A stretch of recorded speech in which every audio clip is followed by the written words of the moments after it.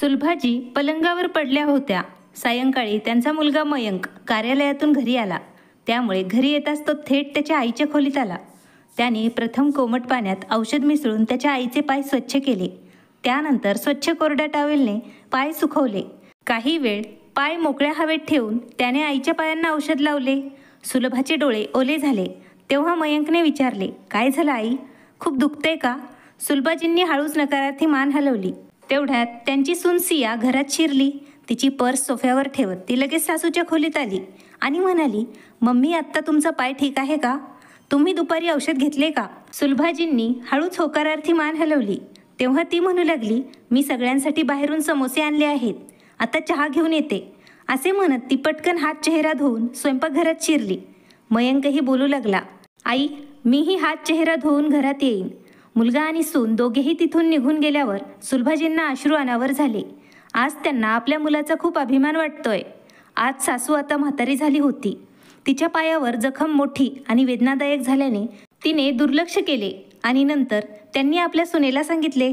त्यांची सून कामाला जात होती म्हणून त्या दिवशी तिने ऑफिसला फोन करून सुट्टी घेतली आणि सासूला ती घेऊन डॉक्टरांकडे गेली. जाता जाता ती त्यांना शिव्या देत होती की तुम्ही मला आधी का नाही सांगितले. असो, डॉक्टरांनी औषध दिले आणि आराम करायला सांगितलं. गेल्या आठवडाभरापासून त्यांना चालायला खूप त्रास होत होता. मुलगा आणि सून मिळून त्यांची खूप काळजी घेत होते. त्यामुळे सुलभाजी खूप भावूक झाल्या.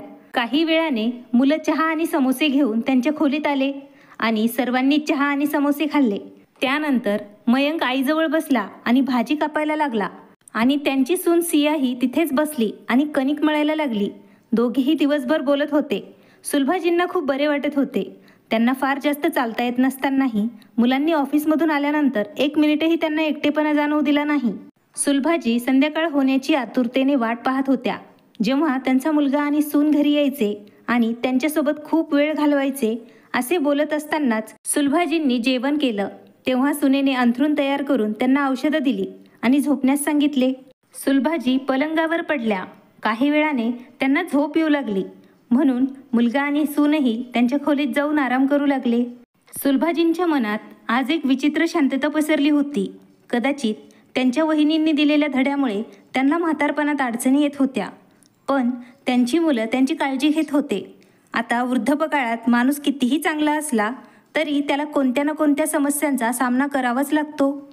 पण ज्यांची कर्म चांगली असतात त्यांना अशा वेळी प्रिय व्यक्तींची साथ मिळते. त्यांची काळजी घेणारं कोणीतरी घरात असतं आणि ज्यांची कर्म वाईट असतात ते एकटेच राहतात आणि त्रस्त असतात.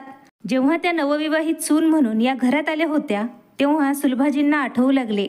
त्यावेळी त्यांच्या सासूबाई अतिशय कडक स्वभावाच्या होत्या.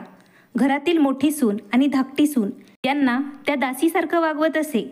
प्रत्येक गोष्टीत टोमणे मारायच्या आणि कठोर स्वरात बोलायची त्यांची सवयच होती. हळूहळू वेळ जात होता. भावाभावांनी स्वतःचे वेगवेगळे घर बांधले आणि तिथे अगदी आरामात राहू लागले.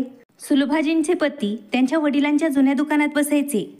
दुकानातून मिळणारे उत्पन्न फारसे नव्हते आणि ते वडिलोपार्जित घरात राहत होते.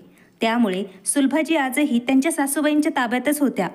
मोठी सून कुटुंबापासून विभक्त होऊन शांततेत राहू लागली. पण सुलभाजींना सासूच्या अत्याचाराला सामोरे जावं लागले. आता कधी कधी सुलभाजींचे पतीही त्यांच्या आईचे वाईट वागणे पाहून अस्वस्थ व्हायचे. पण ते नेहमी विचार करायचे की माझ्याशिवाय त्यांच्या आईची काळजी कोण घेणार. आणि तशीही ती वृद्ध आहे. म्हातारपणात ती काही बोलली तरी आपल्याला वाईट वाटायला नको. या सगळ्यांचा विचार करून ते आपल्या बायकोलाही पटवून देत असे. आणि सुलभाजींना रक्ताचा घोट पिऊन सासूसोबत राहावे लागले. त्यांच्या सासूबाई त्यांना छोट्या छोट्या चुकांबद्दल खूप काही ऐकवायच्या. जेव्हा सुलभाजींच्या लग्नाला 10 वर्ष झाली होती आणि त्या आई होऊ शकल्या नाहीत त्यावेळी सासूने मुलीच्या घरच्यांना घरी बोलावून आपल्या मुलाचे दुसरे लग्न लावून देण्याचे मान्य केले होते. पण तेव्हा सुलभाजींचे पती मोहनजी यांनी त्यांच्या आईच्या म्हणण्याला सर्वांसमोर कडाडून विरोध केला होता आणि मी पुन्हा लग्न करणार नसल्याचे त्यांनी सांगितले होते. जर ती आई होऊ शकत नसेल तर ती कमतरता तिच्यात आहे आणि माझ्यात नाही, याची काय शाश्वती. आणि जर मी पुन्हा लग्न केले तर माझी दुसरी पत्नी आई होईल, याची हमी काय. मी फक्त मूल व्हावं म्हणून लग्न केलं नाही. जर तिला मूल होत नसेल तर मी पुन्हा लग्न करणार नाही. ती मला पत्नी म्हणून खूप प्रेम देते आणि माझी काळजी घेते. सून म्हणून ती सासूची काळजी घेते, संपूर्ण घराची काळजी घेते.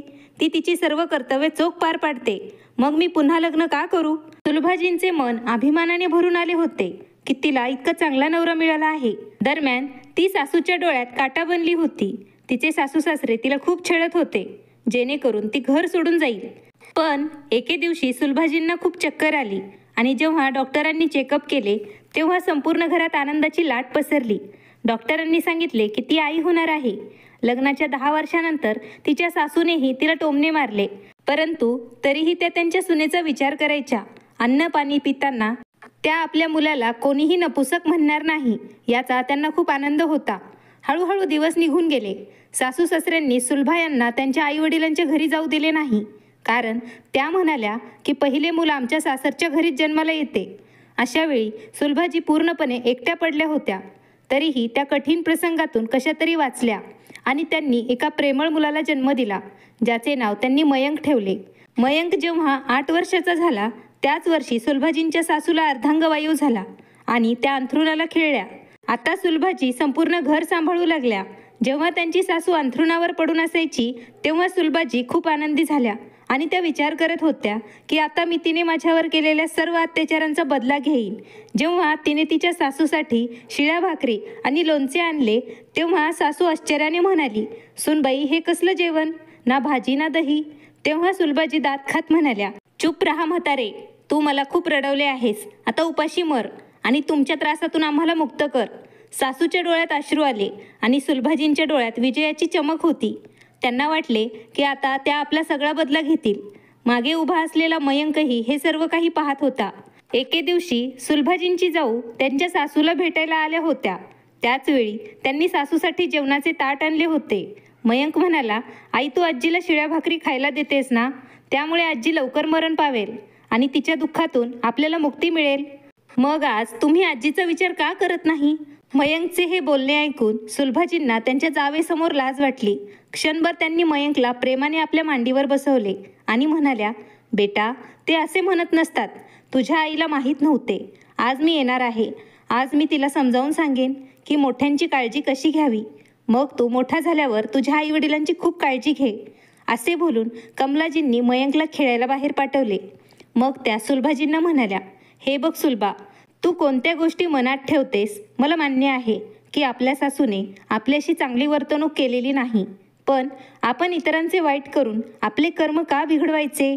कदाचित तिच्या या कृतीचे फळ तिला या स्वरूपात मिळाले असेल की ती तिच्या शेवटच्या दिवसात पूर्णपणे आपल्यावर अवलंबून आहे. पण त्यांना स्वतःहून शिक्षा देणारे आपण कोण? जर आपल्या हातात पुरेसे अन्न असेल तर आपण त्यांना शिजवून खाऊ घालू शकतो. मग आपण आपल्या बाजूने कधीही चूक करू नये. उद्या तुम्हालाही मुलगा आहे. असे होऊ शकते की सर्व काही बरोबर असूनही तुमच्या मुलाची तुमच्याबद्दलची प्रतिमा चुकीची निर्माण होत आहे आणि तोही तुमच्याशी भविष्यात असंच वागू शकतो." सुलभाजींचे जावेचे म्हणणे ऐकून डोळे उघडले आणि त्या विचार करत होत्या की माझ्या सासूचा बदला घेण्याच्या नादात मी माझ्या मुलाला चुकीचा धडा शिकवते का? त्या दिवसापासून त्यांनी स्वतःमध्ये बदल घडवून आणला. सुडाची भावना बाजूला ठेवून त्यांनी सासूच्या सर्व गरजा भागवायला सुरुवात केली. पण सुलभाजींच्या मनावर आपण आपल्या सासूचे काही चुकीचे केले नाही याचे ओझे नव्हते. आणि आज जेव्हा त्यांचा मुलगा आणि सून म्हातारपणी त्यांची सेवा करत आहेत तेव्हा त्यांना वाटले की त्यांनी केलेले सर्व चांगल्या कर्माचे फळ त्यांना आज मिळत होते. आपल्या जावेची शिकवण अंगीकारून त्यांनी आपले कर्म बिघडण्यापासून वाचवले होते. मित्रांनो, आयुष्यात कधीतरी अशी माणसं आपल्याला नक्कीच भेटतात जी आपल्याला आयुष्यभर रडवतात. पण जेव्हा आपल्या हातात प्रकरण येते तेव्हा आपण आपले व्यक्तिमत्व कमी करून कोणाचेही वाईट करू नये. तुम्हाला अशा व्यक्तींची सेवा करावीशी वाटत नसली तर तुम्ही त्यांची काळजी घेण्यासाठी कोणाला तरी कामावर ठेवावे, पण तुमच्या बाजूने कोणाचेही नुकसान करू नये. तुमचे काय विचार आहेत? कृपया तुम्ही मला कमेंट करून कळवा. कथा आवडली असेल तर लाईक, शेअर आणि सबस्क्राईब करायला विसरू नका. धन्यवाद. आभारी आहोत.